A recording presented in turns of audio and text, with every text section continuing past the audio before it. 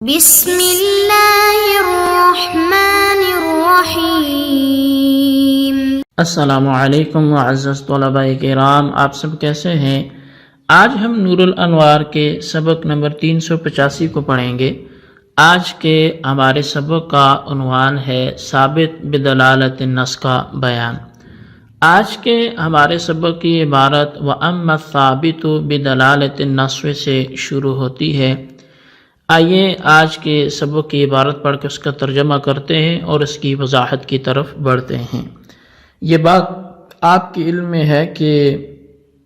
ہمارا جو دلالت النص، اشارت النص کا بیان مکمل ہوا۔ اب جو عبارت النص اور اشارت النص کا ہمارا بیان مکمل ہوا، تو اب دلالت النص کو شروع کرنے لگے ہیں، پھر اقتضاء النص ہے، تو لہٰذا اسی حوالے سے ہماری گفتگو ہوگی۔ تو مصنف علیہ رحمہ لکھتے ہیں وَأَمَّا الثَّابِتُ بِدَلَالَةِ النَّصِّ فَمَا ثَبَتَ بِمَعْنَى النَّصِّ لُغَةً لَا اجتہادًا۔ اور ثابت بدلالت النص وہ چیز ہے جو معنی نص سے لغتاً ثابت ہوتی ہے، نہ کہ مجتہد کے اجتہاد سے۔ عدل ہا ہنا عن طریق العبارة والإشارة وكان ينبغي أن يقول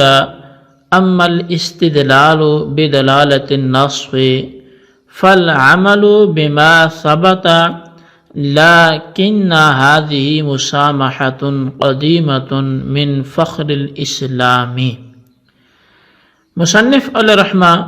لکھتے ہیں کہ یہاں ماتن نے عبارت النص اور اشارت النص کے طریقے سے عدول کیا ہے، اور مناسب یہ تھا کہ یوں فرماتے کہ اما الاستدلال بدلالت النص فالعمل بما ثبت، لیکن یہ فخر الاسلام کی پرانی مسامحت ہے،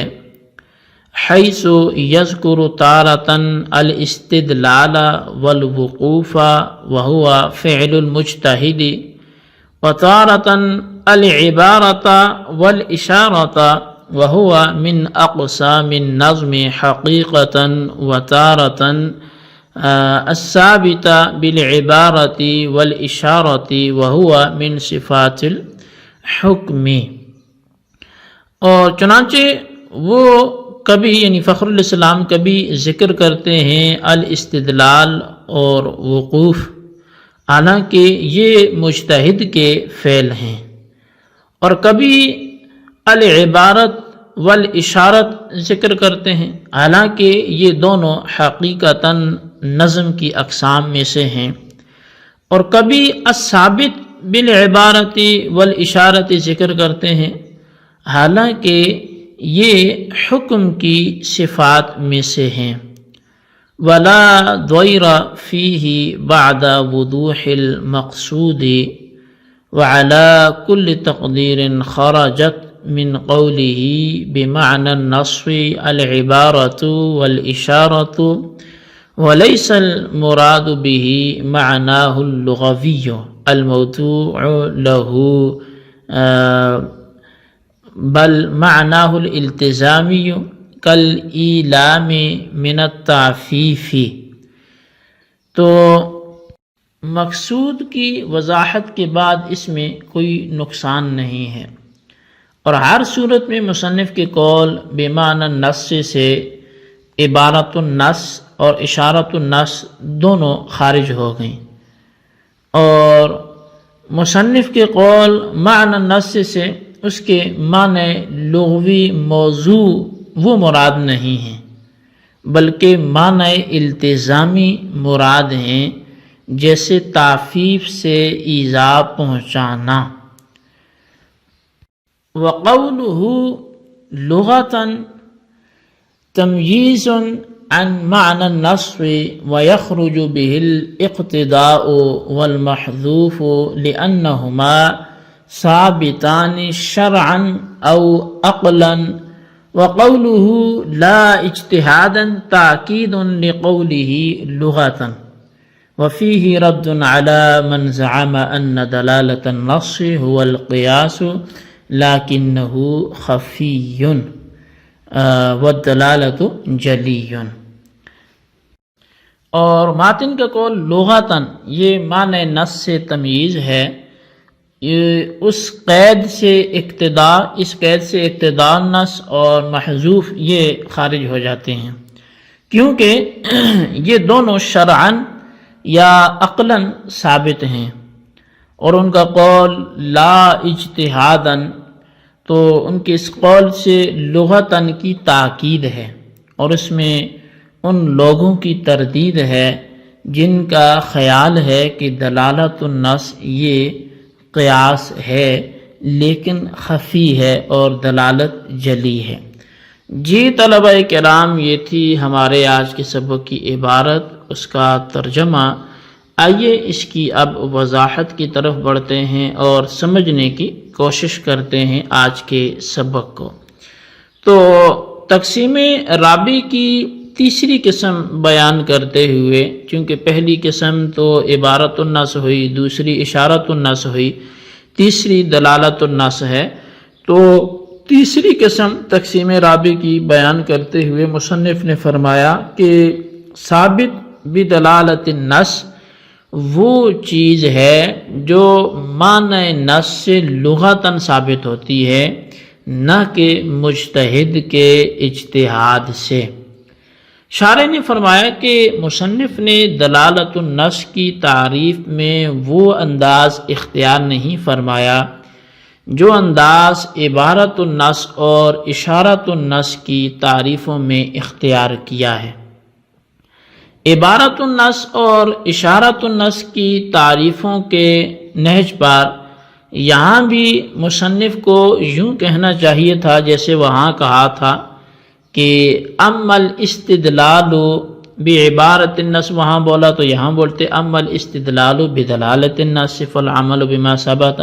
یعنی دلالت النص سے استدلال کا مطلب اس چیز پر عمل کرنا ہے جو معنی نص سے ثابت ہو، لیکن مصنف نے ایسے نہیں بولا، تو فرمایا کہ یہ علامہ فخر الاسلام کی پرانی مسامحت ہے، چنانچہ وہ کبھی استدلال اور وقوف کا لفظ ذکر کرتے ہیں حالانکہ یہ مجتہد کے افعال ہیں، اور کبھی وہ عبارت اور اشارت کا لفظ ذکر کرتے ہیں حالانکہ یہ دونوں حقیقتاً اقسام نظم سے ہیں، اور کبھی الثابت بالعبارت اور الثابت بالاشارتی کا لفظ ذکر کرتے ہیں حالانکہ یہ حکم کی صفات کے قبیل سے ہیں۔ مصنف منار بھی چونکہ علامہ موصوف کے مقلد ہیں، یعنی علامہ فخر الاسلام کو فالو کرنے والے ہیں، اس لیے وہ بھی ان کے نقش قدم پر چلتے ہیں اور اس طرح کی مسامحتوں کا ارتکاب کرتے ہیں، لیکن مقصود کی وضاحت ہو جانے کے بعد اس طرز کے اختیار کرنے میں کوئی مذائقہ نہیں ہے۔ تو شارح علیہ رحمہ نے فوائد اور قیود بیان کرتے ہوئے فرمایا کہ تعریف میں بمعنی النص کی قید یہ فصل اول ہے جس کے ذریعے دلالت النص کی تعریف سے عبارت النص اور اشارت النص کو خارج کیا گیا ہے، کیونکہ ان دونوں کا ثبوت نفس نظم سے ہوتا ہے نہ کہ معنی نص سے، اور ولیس المراد بہ معنی اللغوی الموضوع لہ سے ایک سوال مقدر کا جواب ہے، اور وہ سوال یہ ہے کہ معنی نص کی قید